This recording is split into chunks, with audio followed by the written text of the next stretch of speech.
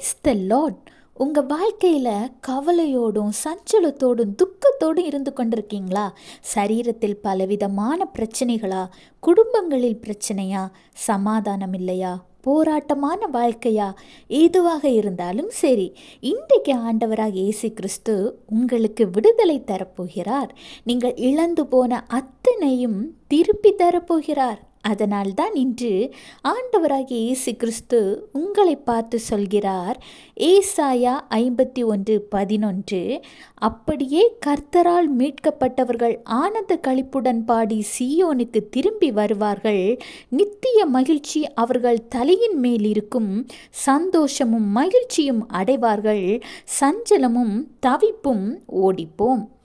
நீங்கள் இழந்து போன மகிழ்ச்சியை நித்திய மகிழ்ச்சியாய் ஆண்டவர் உங்களுக்கு திரும்பவும் தரப்போகிறார். உங்கள் சஞ்சலங்கள் தவிப்புகள் எல்லாம் உங்களை விட்டு மாறிப்போம். உங்கள் வாழ்க்கையில் மீண்டு வர முடியாத சூழ்நிலையாக இருந்தாலும் கூட நீங்கள் ஆண்டவராகிய இயேசு கிறிஸ்துவின் மீது முழுமையான விசுவாசம் வைக்கும் பொழுது முடியாதவை கூட முடியும்.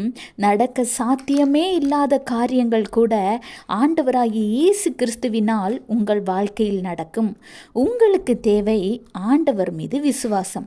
கர்த்தர் ஏற்ற காலத்தையும் சகலத்தையும் உங்களுக்கு ஆசீர்வாதமாய் செய்து முடிக்கப் போகிறார். விசுவாசிங்க. Have a blessed day. Jesus bless you.